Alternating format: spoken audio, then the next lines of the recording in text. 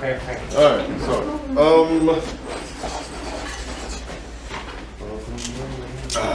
equations. Huh? Equations of a line. Alright? Equations of a line. This is what the test is going to be on tomorrow? I don't know if I'm going to be giving y'all a quiz tomorrow. I'm going to see how y'all do today. If you're not going to be here tomorrow, my quiz will be on my Google Classroom. And you have 15 hours and 59 minutes to get it done. So I will be looking for it tomorrow, whether you're here or not, if I decide to give it. Now, with that being said, equations of a line. Now because we're only going over linear equations, we're only going over 3 different types, all right? We're not really going over quadratics just yet, but we will soon, all right? So, when dealing with these equations of a line, we're going to treat this like a refresher, right? We have the slope intercept.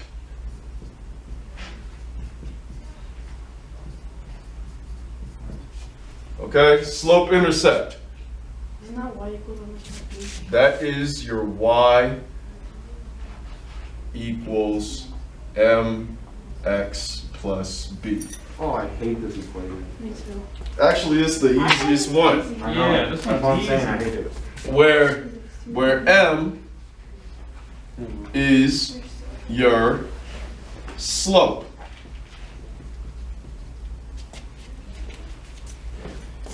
And b will be is your y-intercept. Okay?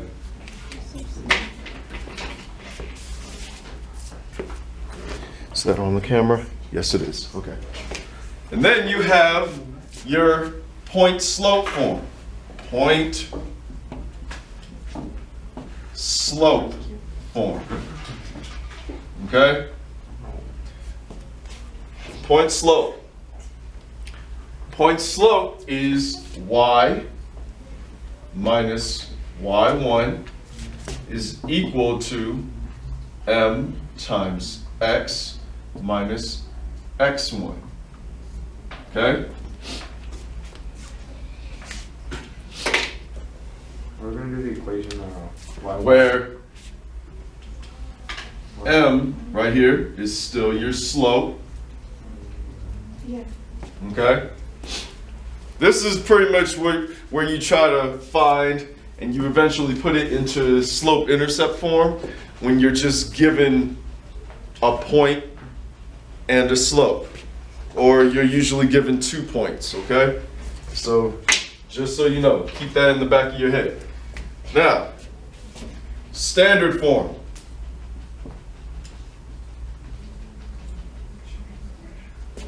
Standard form. Standard form is pretty much the stuff that you as Algebra 2 students will be seeing, okay?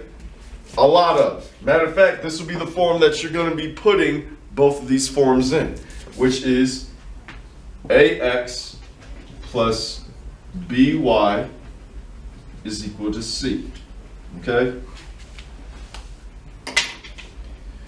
Little tidbit thing about this, your c right here, your c usually is, I mean, if you were to put this into your slope intercept form, your c usually is your y-intercept, the y-intercept. Okay? Understood? Now,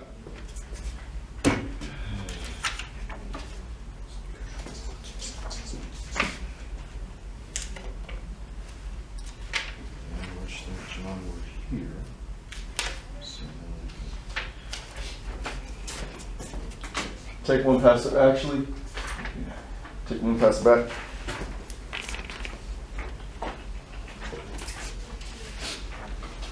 you are literally going to be doing these equations, and I want you to practice with them, all right?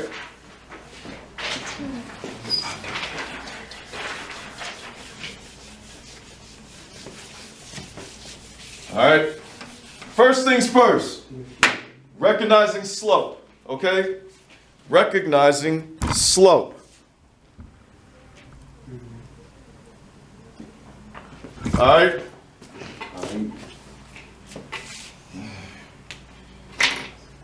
Slope is equal to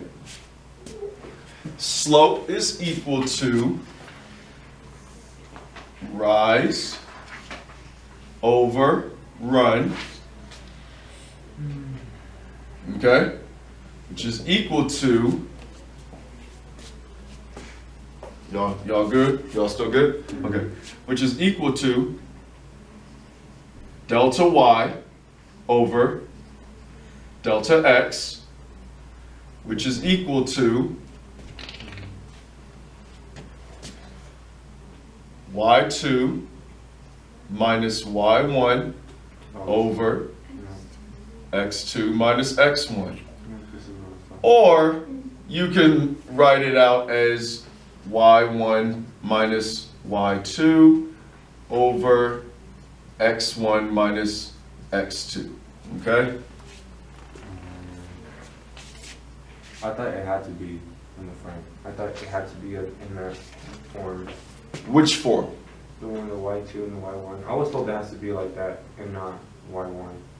Okay, so That's what I was told. this is the Algebra 2 answer for you, okay?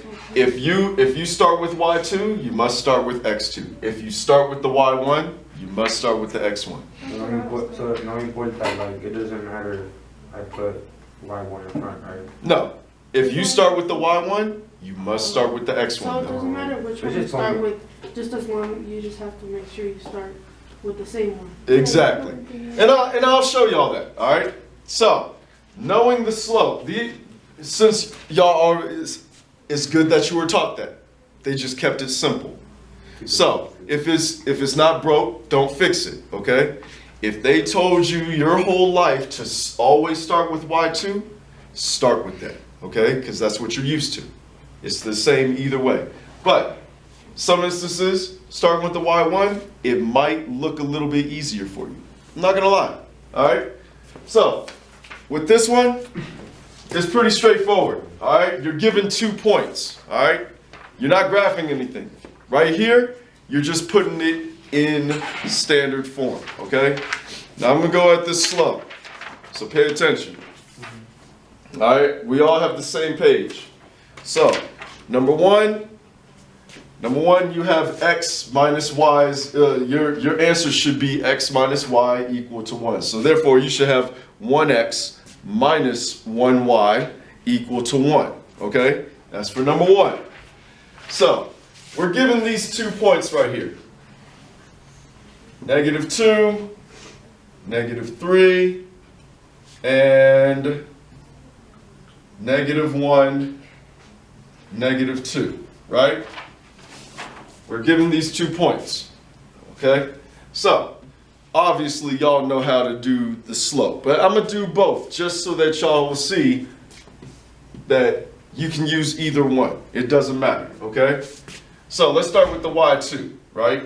Oh, well, I mean, I would tell my Algebra 1 kids to do this, you know, to label it, but I don't necessarily have to tell y'all that, should I? I mean, it helps, but I mean, y'all already know what y'all's x1 and y1 is. So, you know, obviously, x1, y1, x2, y2. Simple as that. If I was with some Algebra 1 students, I would be explaining this further, but you know, y'all already know.